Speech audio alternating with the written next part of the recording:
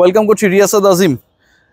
গুরুত্বপূর্ণ একটা আলোচনা, এই আলোচনা করতেই হচ্ছে যে বাংলাদেশের এই মুহূর্তে যে সিচুয়েশন, সেই সিচুয়েশনে আরব আমিরাতের বিপক্ষে বাংলাদেশ টি-20 সিরিজে হেরে যেতে পারে। 1-1 লেভেল, সবশেষ ম্যাচে 205 রান করার পরেও টিম টাইগার্স পরাজিত হয়েছে।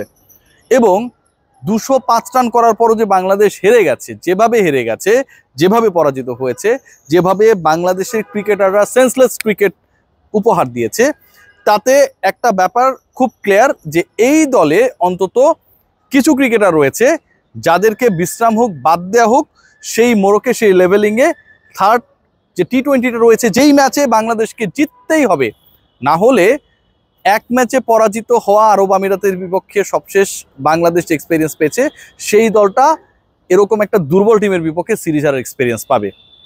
আমার আলোচনা, আমার ট্যাগলাইনে আপনারা দেখতে পাচ্ছেন যে আমি বলছি Liton Kumar Das, since is the captain of the team, এটা কেউ চিন্তা করতে পারে না যে তাকে বিশ্রামে পাঠানো উচিত কিনা, এবং নাজমুল হোসেন শান্ত, এই দুজন ক্রিকেটারকে বিশ্রাম দিয়ে, আমি একটু ভদ্রভাবেই বলতে চাই, বাংলাদেশের নতুন ম্যাচে, নতুন ডেতে, নতুন লক্ষ্যে, নতুন যে খেলাটা শুরু হবে রাত 9টায়, সেখানটায় 11টা হওয়া উচিত। এবং সেই পার্টিকুলার 11-এ লিটন কুমার দাস, আমি মনে করি, for his bat form, for his bat captaincy, এবং একই সাথে তিনি যেভাবে স্ট্রাগল করছেন, প্রথম ম্যাচে তিনি অনেকটা ব্যাকফুটে গিয়ে এলবিডব্লিউ হলেন, পরের ম্যাচে তিনি 3-4টা লাইভ পেলেন, হাতে ক্যাচ গিয়েছিল, সেই ক্যাচটাও রাখতে পারেনি ফিল্ডার, শেষ পর্যন্ত প্রায় 5.5 ওভার খেলেছেন, 32 বলে 40 রান করেছেন, 125 স্ট্রাইক রেটে, যেখানটায় 205 চেস ডাউন হয়েছে।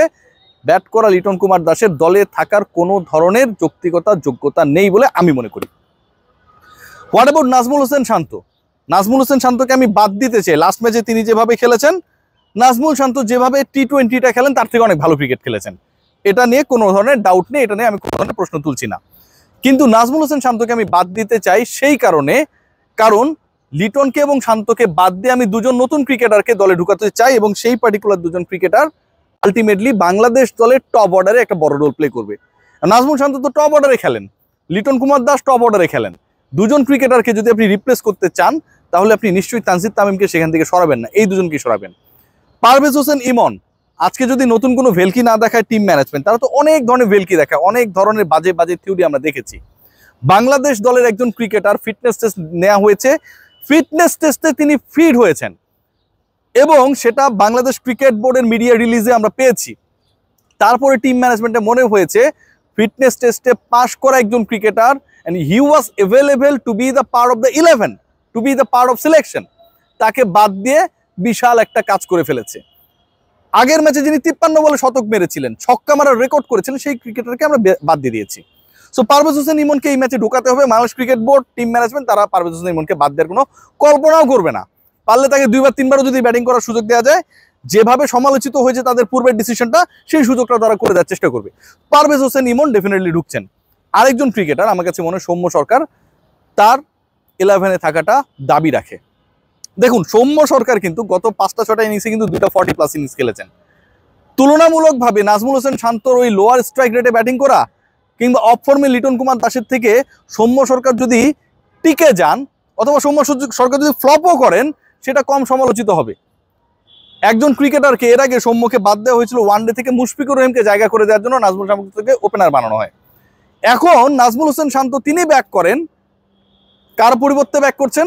একজন ওপেনারের পরিবর্তে, পারভেজ হোসেন ইমনের পরিবর্তে। অথচ তিনি ব্যাক করার পর যেই গাজী আশরাফ হোসেন লিপু, তার যে আজে বাজে দল সিলেকশন আমরা দেখছি, যেখানটা মিডল অর্ডার বলে কোনো কিছু নেই, এটা শুধু আমি বলছি না, পুরো বাংলাদেশের সকল মিডিয়া বলছে, সেই গাজী আশরাফ হোসেন লিপু যখন এখানে প্রেস কনফারেন্সে বলেন যে লিটন ব্যাট করবে নাম্বার 3-তে, সেই লিটন কুমার দাস ওপেনার হয়ে যান। তো আমার কথা হচ্ছে, যদি আপনি লিটনকে দিয়ে ওপেনিং করাবেন, যদি আপনি নাজমুল শান্তকে খেলাবেন, তাহলে আপনি প্রেস কনফারেন্সে কেন বললেন লিটন নাম্বার 3-তে ব্যাট করবে? নাম্বার 1। নাম্বার 2, যদি আপনি লিটনকে দিয়েই ব্যাকআপ ওপেনারে কাজ চালাবেন, তাহলে আপনি কেন সৌম্য সরকারকে অথবা একজন এক্সট্রা ওপেনারকে দলে নিয়ে গেছেন?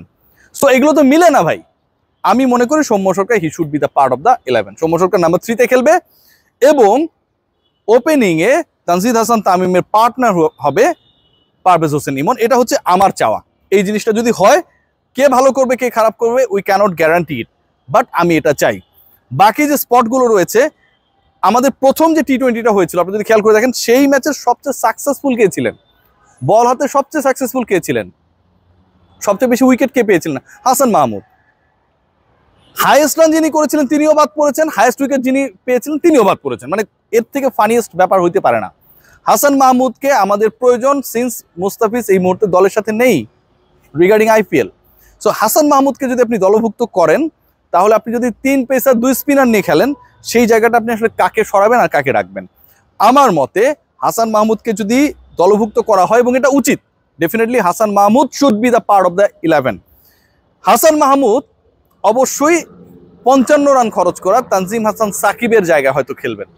তারপরেও কিন্তু আমাদের পেস ডিপার্টমেন্ট নিয়ে যথেষ্ট সংশয় থাকবে, কারণ along with Hasan Mahmud, Shoriful Islam last ম্যাচে ভালো বল করেছেন, ওভার থ্রোটা ভাই এটা কোনোভাবেই ক্ষমার যোগ্য না। এবং আমরা সবাই জানি নাহিদ রানাও খরুচে ছিলেন, বাট নাহিদ রানাকে এক ম্যাচ খেলিয়ে ড্রপ করার পক্ষে আমি না। Nahid Rana should be given a chance. Spin ডিপার্টমেন্টে কে কে থাকছেন এটা একটা বড় আলোচনা। স্পিন ডিপার্টমেন্টে আমার কাছে মনে হয় যেটা, যে আগের ম্যাচে আমরা দেখেছিলাম রিশাদকে এবং তানভীরকে। সো ওই জায়গাটায় ভাইস ক্যাপ্টেন শেখ মেহেদীকে হয়তো আজকে বাংলাদেশ খেলাবে, এবং তিনি যেহেতু ভাইস ক্যাপ্টেন বানাইছেন, আপনার তো তাকে ক্যাপ্টেন্সি লোডও দিতে হবে। লিটনকে আমি মনে করি ড্রপ করা উচিত। তাহলে আপনার তো প্রশ্ন রাখবেন যে ক্যাপ্টেন্সিটা কে করবে? শেখ মেহেদী ক্যাপ্টেন্সি করুক, নো প্রবলেম। শেখ মেহেদী ওয়েস্ট ইন্ডিজের বিপক্ষে ভালো করেছে, প্রথম ম্যাচটা তার খারাপ গেছে, ওকে মানলাম সবকিছুই। লিটন কুমার দাসের প্রত্যেকটা ম্যাচই খারাপ যায়। সো শেখ মেহেদী ক্যাপ্টেন্সি করুক। আমি যদি ভাইস ক্যাপ্টেন বানাই, মানে আমি ফিউচার ক্যাপ্টেন হিসেবে তাকে চিন্তা করি।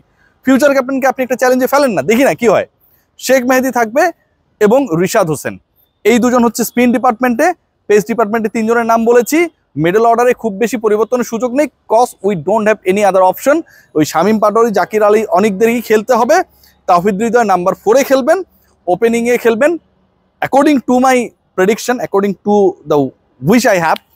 সেখানটায় পারভেজ হোসেন ইমনের সাথে সৌম্য সরকার, 1 ডাউনে অফকোর্স আমাদের গুরুত্বপূর্ণ ক্রিকেটার, এবং যাকে নিয়ে এত বেশি আলোচনাটা হয়, যার ব্যাপারে এই ডিসকাশনটা করতে গিয়ে তুলনামূলকভাবে হচ্ছে অনেক বেশি হোঁচট খেতে হয়েছে, সেখানটায় আমার কাছে মনে হয় যে সৌম্য সরকার থাকবে এবং পারভেজ ইমনের পার্টনার হবেন আমাদের তানজিদ হাসান তামিম, যিনি গত ম্যাচেও ফায়ার স্টার্ট করেছিলেন।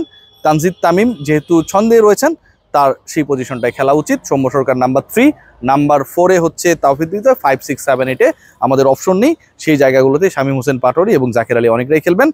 2 জন স্পিনার, 3 জন পেসার নিয়ে বাংলাদেশে খেলা উচিত। অবশ্যই সর্বোচ্চ রান গেটারের পাশাপাশি ফেরানো উচিত সর্বোচ্চ উইকেট যিনি নিয়েছেন তাকেও।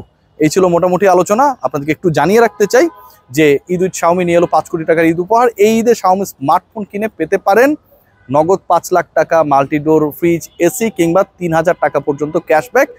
এই ঈদে শাওমি 10 কোটি টাকার অফারে সেলিব্রেশন হোক আরও বেশি করে। সবাই ভালো থাকবেন।